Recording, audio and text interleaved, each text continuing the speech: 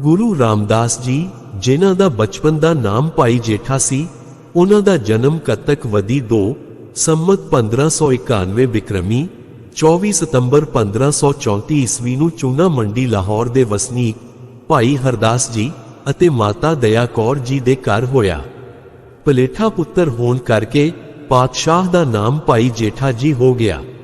ਜਿਸ ਦਿਨ ਭਾਈ ਜੇਠਾ ਜੀ ਦਾ ਜਨਮ ਹੋਇਆ, ਉਸ ਸਮੇਂ ਧੰਨ ਸ਼੍ਰੀ ਗੁਰੂ ਨਾਨਕ ਦੇਵ ਜੀ ਦੀ ਦੁਨਿਆਵੀ ਉਮਰ ਲਗਭਗ 65 ਸਾਲ, ਸ਼੍ਰੀ ਗੁਰੂ ਅਮਰਦਾਸ ਜੀ ਦੀ 55 ਸਾਲ ਅਤੇ ਭਾਈ ਲਹਿਣਾ ਜੀ ਦੀ 30 ਸਾਲ ਸੀ।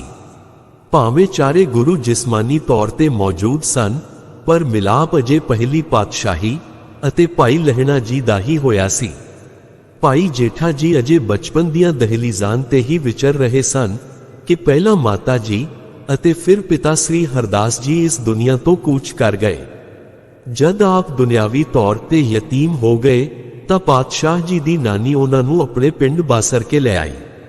ਲਾਹੌਰ ਤੋਂ ਦੋਹਤੇ ਦੇ ਆਪਣੇ ਨਾਨਕੇ ਘਰ ਆਉਣ ਦੀ ਖਬਰ ਸਾਰੇ ਪਿੰਡ ਵਿੱਚ ਫੈਲ ਗਈ।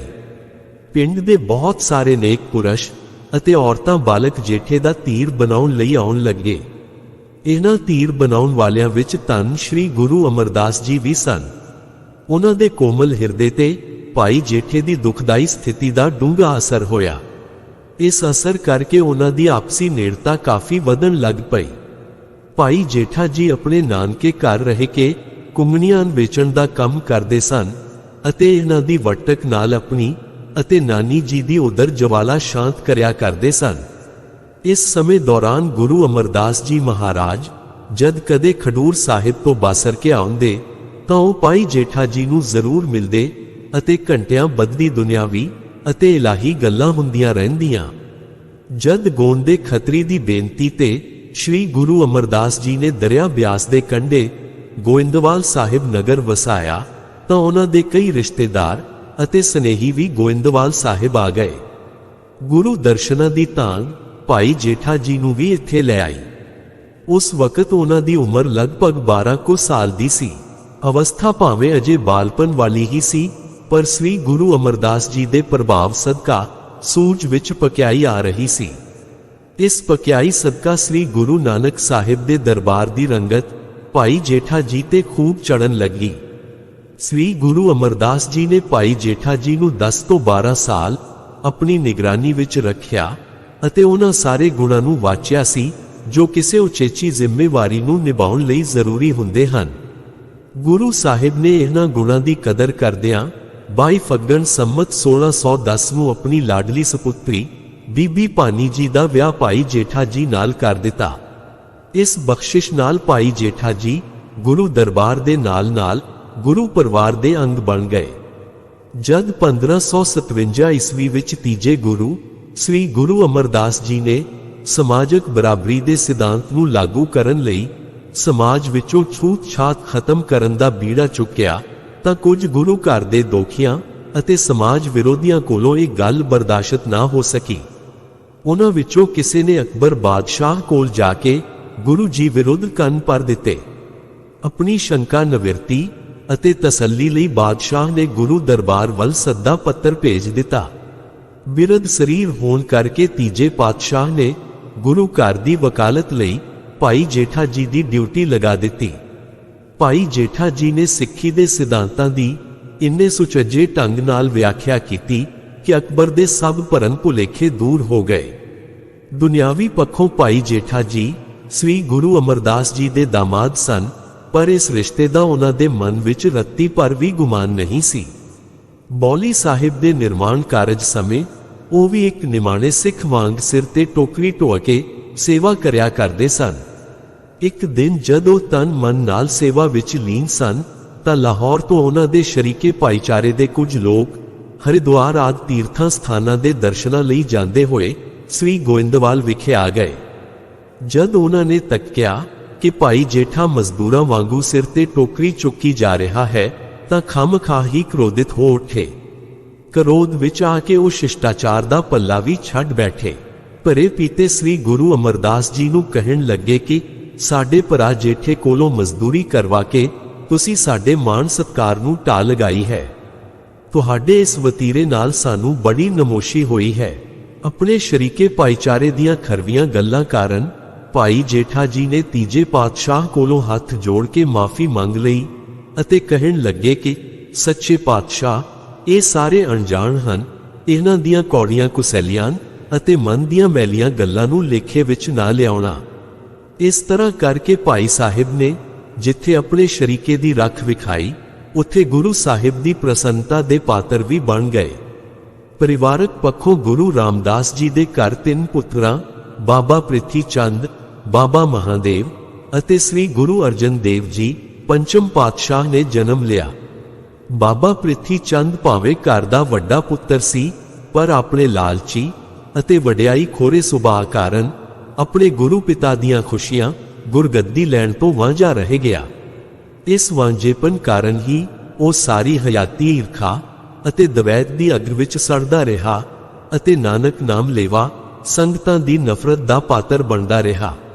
ਸ੍ਰੀ ਗੁਰੂ ਨਾਨਕ ਦੇਵ ਜੀ ਦੁਆਰਾ ਲਗਾਇਆ ਸਿੱਖੀ ਦਾ ਬੂਟਾ ਜਿਵੇਂ ਜਿਵੇਂ ਜੋਬਨ ਤੇ ਹੋਇਆ, ਸਿੱਖੀ ਦਾ ਪ੍ਰਚਾਰ ਕੇਂਦਰ ਸ੍ਰੀ ਗੋਇੰਦਵਾਲ ਸਾਹਿਬ ਤੋਂ ਗੁਰੂ ਕੇ ਚੱਕ ਸ੍ਰੀ ਅੰਮ੍ਰਿਤਸਰ ਸਾਹਿਬ ਵਿਖੇ ਲੈ ਜਾਣ ਦੀ ਵਿਉਂਤਬੰਦੀ ਕੀਤੀ ਗਈ।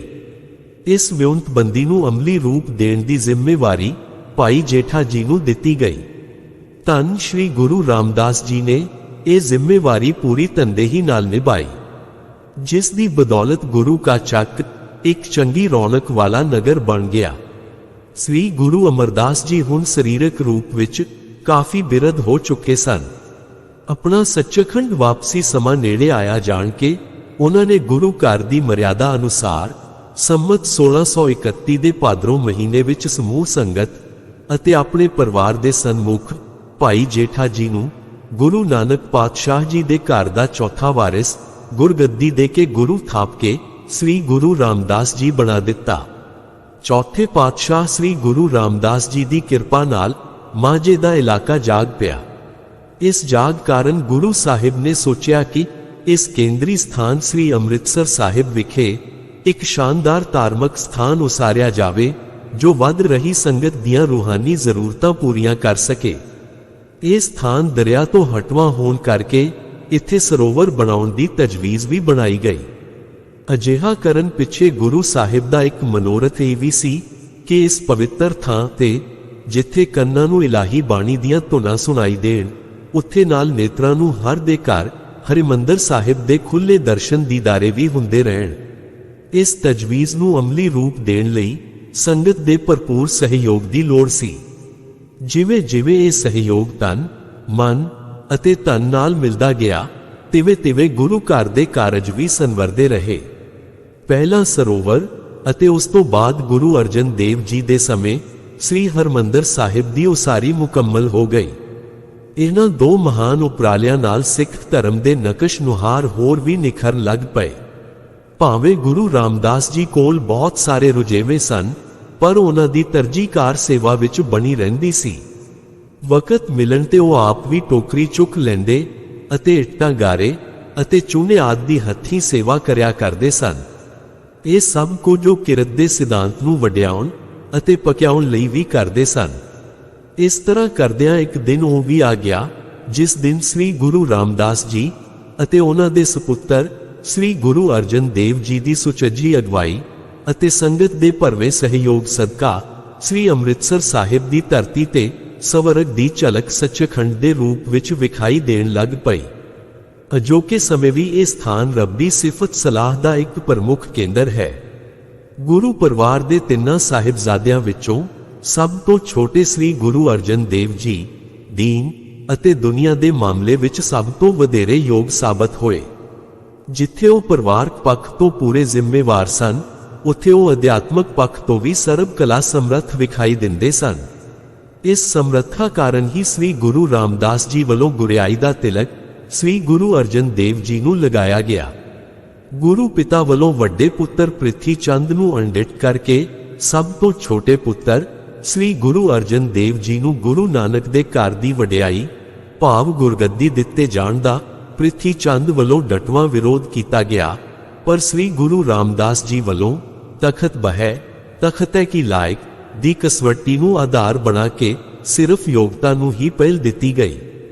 ਸ੍ਰੀ ਗੁਰੂ ਅਰਜਨ ਦੇਵ ਜੀ ਨੂੰ ਆਪਣਾ ਗੱਦੀ ਨਸ਼ੀਨ ਬਣਾ ਕੇ ਸ੍ਰੀ ਗੁਰੂ ਰਾਮਦਾਸ ਜੀ ਗੋਇੰਦਵਾਲ ਸਾਹਿਬ ਚਲੇ ਗਏ।